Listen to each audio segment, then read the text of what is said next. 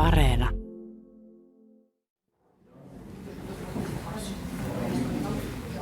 This week we hear about the Finnish government's plans to cut funding for integration services. Because if they fall through the cracks in the beginning, it's very difficult to catch them later. We delve into the racism row that has overshadowed the budget talks. It's surprising for some people because it's since when the human being is judged by the quality. And we have some practical advice if you are planning to go out into the woods today. What should you do if you encounter a bear in the woods? Play dead or make yourself look bigger and more threatening?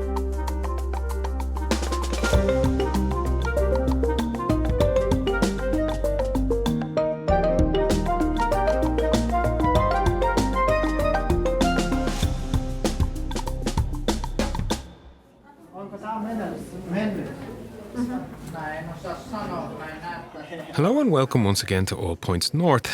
I'm Ronan Browne and I'm currently in International House in Tampere, which is a sort of one-stop shop for immigrants in the city who need help with anything from legal advice to finding a job. And I'm here because the topic of integrating into Finnish society has been the subject of much discussion in recent weeks. Now, while there are some people who find integrating into Finland fairly easy, the prevailing feeling among new arrivals in this country is that the process can be very difficult. But the Finnish government seems to think that it's actually far too easy. And that was clear from the programme for government that it published when it first came to office in the summer of 2023, as it stated there that immigrants must take on more of the responsibility themselves for integrating into Finnish life. And that sentiment was evident once again this week when the government reached an agreement on its budget plans for the next 2 years. One of the areas that is going to see its funding cut is integration services such as those provided here at International House in Tampere. Now, the amounts are comparatively small, at least in the wider context of all government spending, but they are hugely significant for a sector that already argued it was underfunded. So I had a chat here with Rizna Khorshid. She is a team leader with the Multilingual Guidance Unit at International House Tampere, and I first asked her to describe who the services are aimed at. When people come to this country, everything is new. From the system, from the bureaucracy, from finding the correct services, healthcare. It's very difficult to find your way to the correct services in this system. Majority of the services here are digitalized, for example. That is one of the tough things that customers have to come across. So they can come actually to us with any question they have. If we do not have the right answer for them, we will at least direct them to the right services. And if these services didn't exist, what kind of impact do you think that would have? Well, you can view it basically from the point of view of the customers, firstly.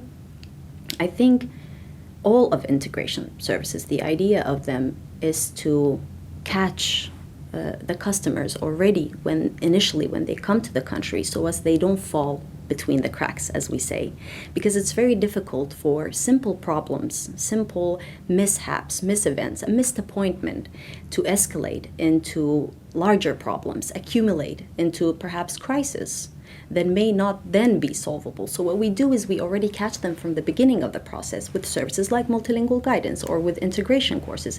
We tell them how the system works so they can independently navigate through their day-to-day life already from the beginning, because if they fall through the cracks in the beginning, it's very difficult to catch them later. And this concerns language trainings, this concerns the multilingual guidance, civic orientation courses. The whole purpose of these services is to grab them already from the beginning so that they can independently then become active members of the society in the future. And also from the perspective of the society. Through these services, I can say that we prevent the segregation of these customers, isolation, and potential social cohesion problems in the future. So by supporting with these services, we kind of grab them from the beginning, tell them how the system works, help them navigate so that they can independently become active members of the society. One of the people who has sought help from International House in becoming an active member of the society is Ina. She moved with her young child to Finland from Ukraine in 2022 just a few months after Russia's invasion. Now, although we still don't know exactly which services will be hit by the government's proposed cuts, I heard from a number of sources while working on this episode that it is likely to especially impact quota refugees as well as people fleeing the war in Ukraine. Here's Ina describing how she felt when she first arrived in Finland.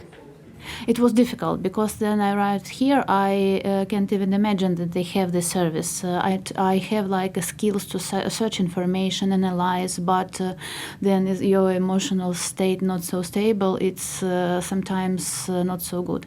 That's why at first I'm trying by myself and even try to help my friends because the most of them can speak even in English only on native language. But then I find out about the service. I told all my friends and all the people I know.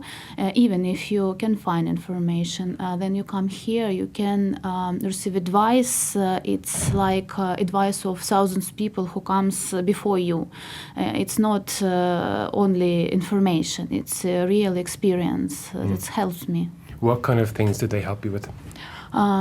Many things. At first, how to live in Finland, because sometimes how I can receive like help in health care or in bank. Sometimes about all, I don't know, even how I can find some things here. After this, I'm trying to find a job.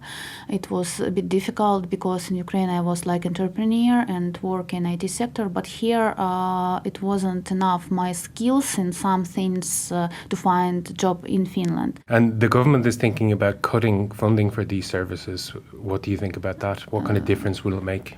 I don't know, it's a bad idea because if, for example, people from Ukraine haven't so much skills to speak different languages, even like I am, because they know only, I don't know, Ukrainian, maybe Russian language can understand, that's it. And it would be so difficult because new people arrive now and will arrive, I think. I don't know how they can find out all this information. It's would be difficult. Now, the government cuts and the impact that they will have are, of course, not just a challenge for the city of Tampere. Every city, and I dare say every municipality across the country, is likely to be affected. Finland's 6 biggest cities, in fact, issued a joint statement last week, just before the government budget talks began, warning that cuts to integration services will likely have a detrimental effect on Finland's already dire unemployment situation. So to find out more about this potential knock-on effect on an immigrant's chances of getting a job, I spoke to Mari Tavrane. She is the Director of Talent Attraction and Migration at the city of Tampere. At first I asked her how the short-term future looks. When we look of the growth of the migrants who are moving to the big cities and the growing cities in Finland, I believe that the situation with the government cuts will make things organized in the municipalities very difficult because the economic situation already in the municipalities is quite tough.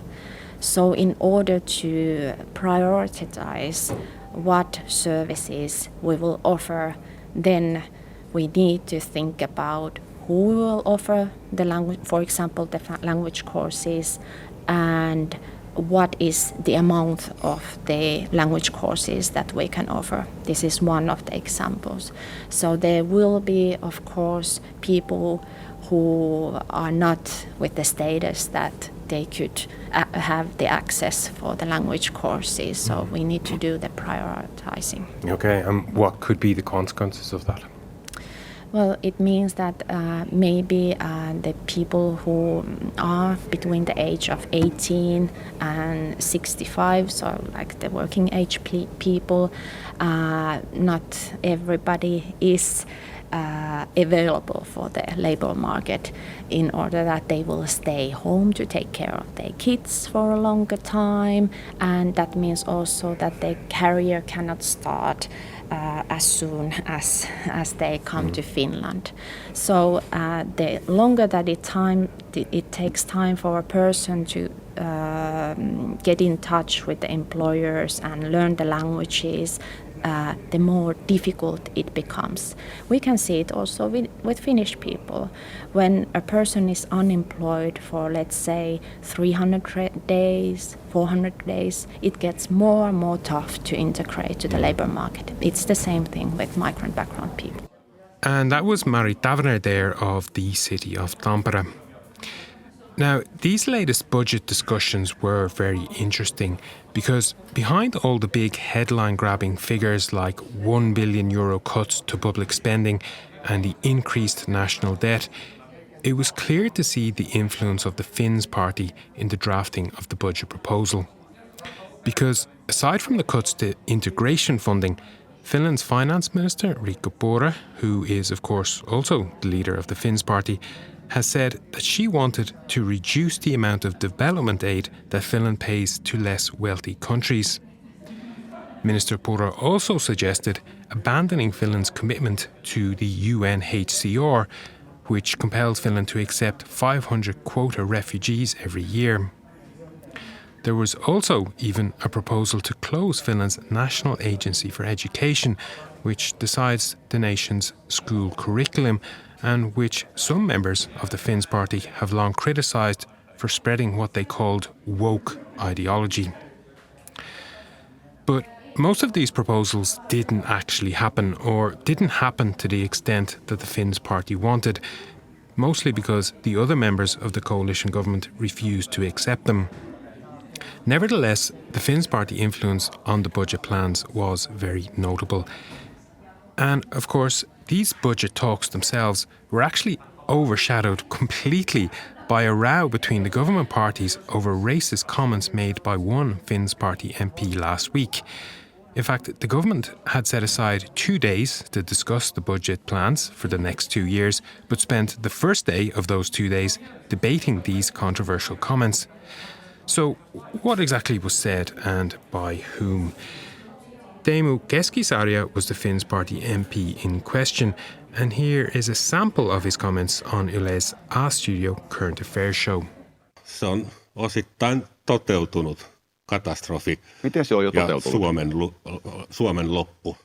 Now, in this clip, he says, and I'm quoting here, "In a single generation, hundreds of thousands of mostly low-quality newcomers, he means immigrants, have come to Finland, and at the same time, the birth rate of native Finns has collapsed."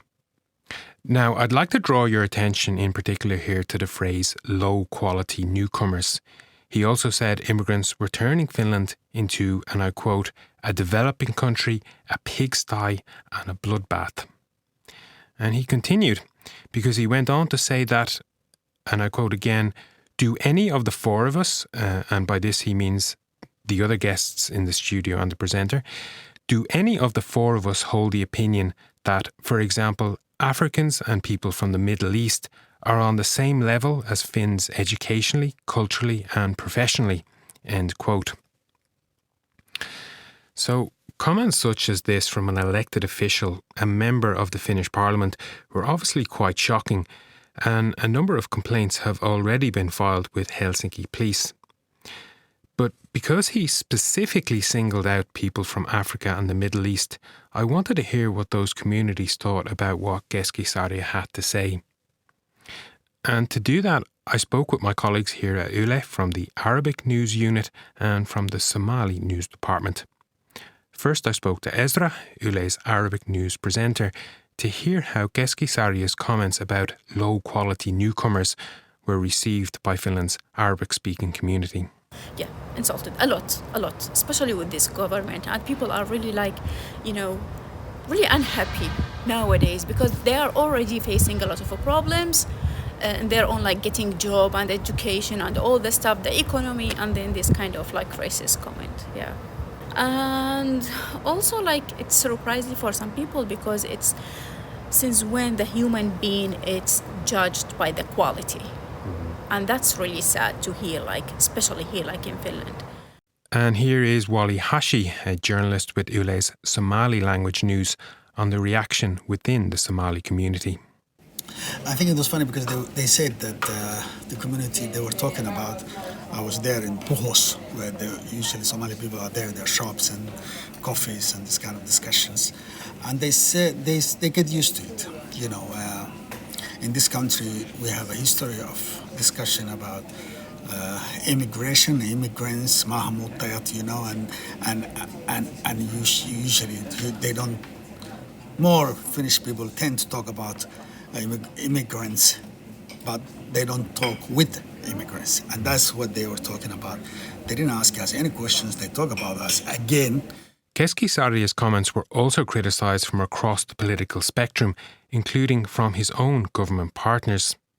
Prime Minister Petteri Orpo said he could not condone what Keskisarja said, but Finn's party leader, Riikka Purra, said that she did, and that led to the day of debate between the four parties about how members of this government should express themselves in public.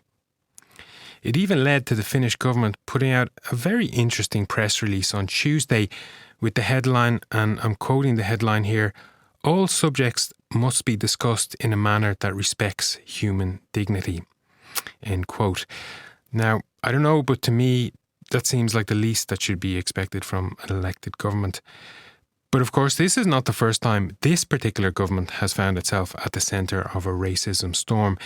If you cast your mind back to the summer of 2023, when the government was only in office a few weeks, you might recall that Finn's party minister, Vilhelm Junnila, resigned from his position after his links to far-right groups and his jokes about Adolf Hitler were widely reported in the Finnish media.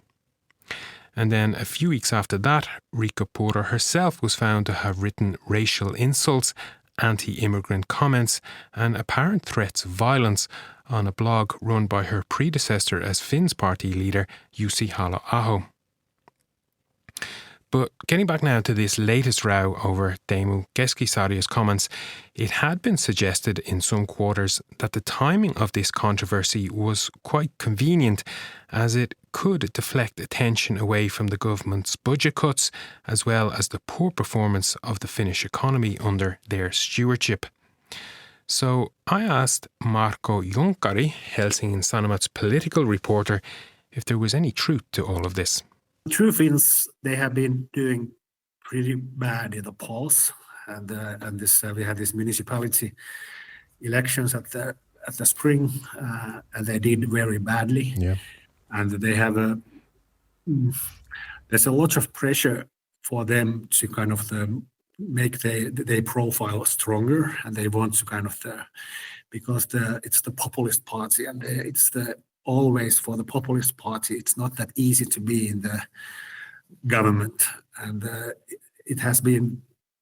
We have been waiting that the populist party like True Finns will come out and do kind of say something surprising and kind of challenge the coalition party, but at the same time, I think that this latest crisis, it wasn't that planned before.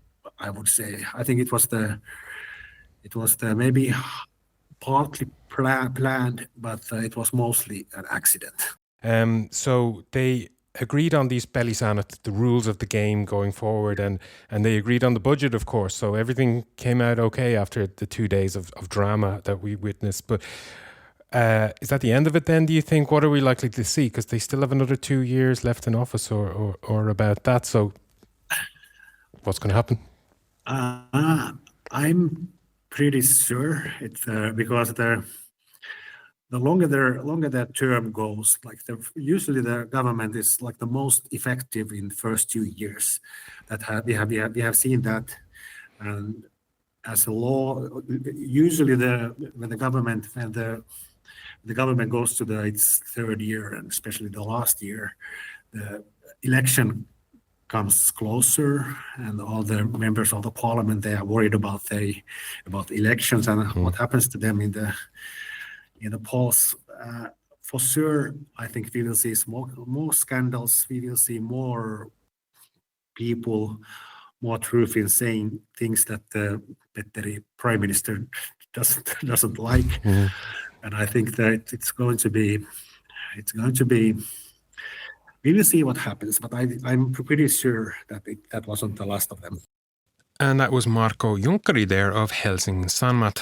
Now, another article that caught my attention in Helsingin Sanomat recently, especially in light of all this debate about integration and immigration, was one that was written by two University of Helsinki researchers about their study of something called collective psychological ownership. So, what is collective psychological ownership? I'm sure you're wondering. It means that a group of people can feel that something belongs to them, such as a country, and that the culture of that country, its stories and its narratives, is theirs and theirs alone.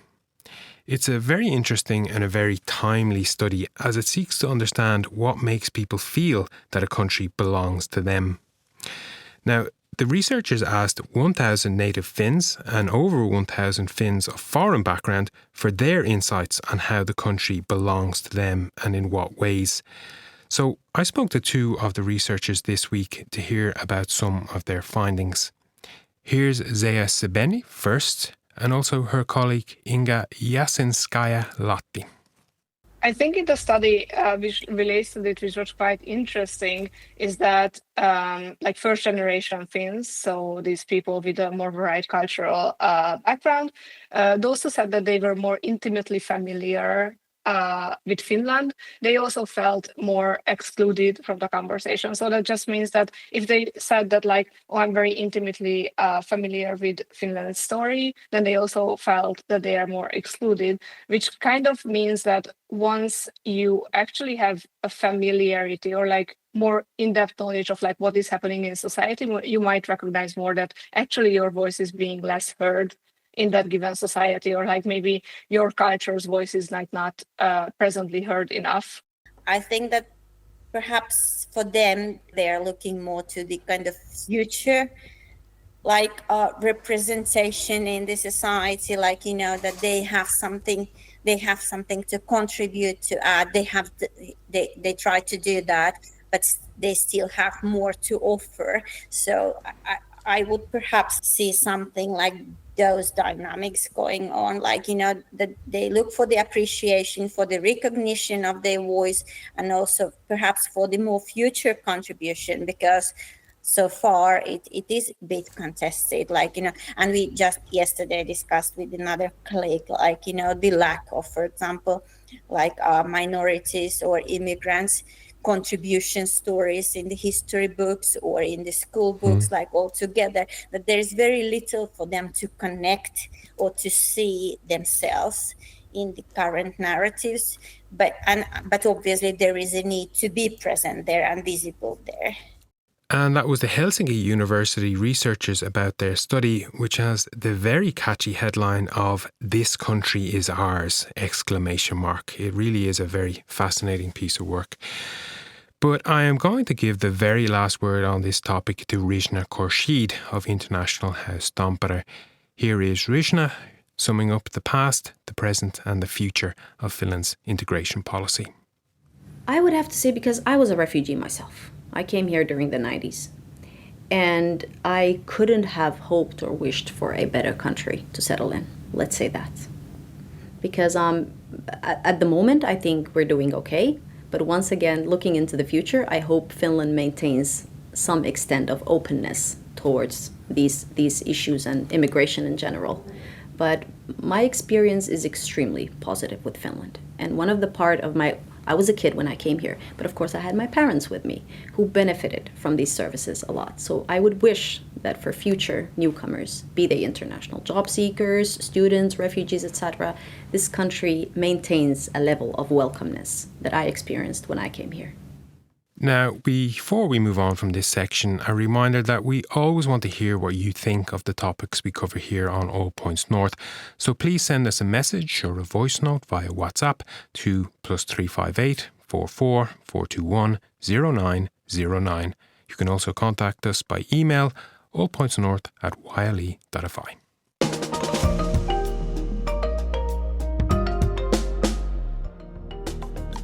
And now for a quick roundup of what else has been making the headlines in Finland this week. And we start with the news that Finland has joined a French and Saudi-led joint declaration on ending the war in Gaza.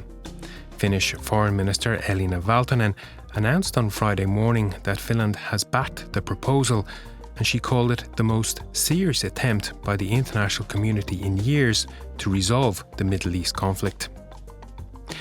And staying with that topic, we reported this week that the Finnish immigration service Migri wants to deport a 25-year-old Palestinian engineer living in Helsinki because the agency no longer considers his Palestinian passport to be a valid travel document.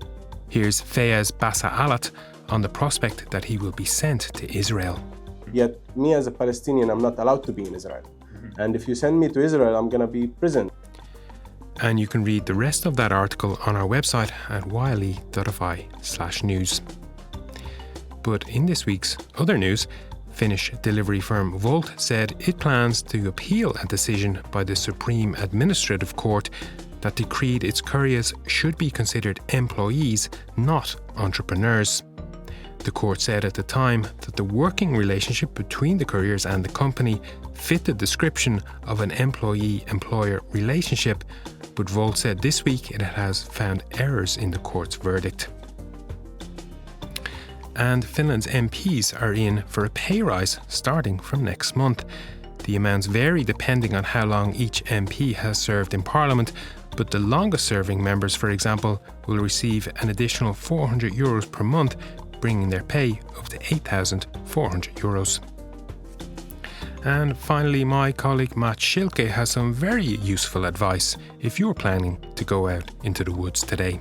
What should you do if you encounter a bear in the woods? Play dead or make yourself look bigger and more threatening? I grew up on the East Coast of the US, where the American black bear is fairly common. And the best way to ward that bear off is by waving your hands around in the air, making yourself look big, standing your ground. But experts say that's not the way to ward off Finnish bears. You can watch more of that video over on our Instagram account, and please give us a follow while you're there.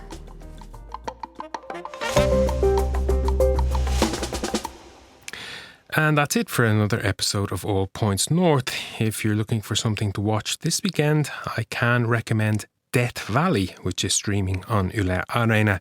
It's set in the valleys of Wales and not California, but it tells the story of a famous TV detective forced to solve a real-life murder mystery.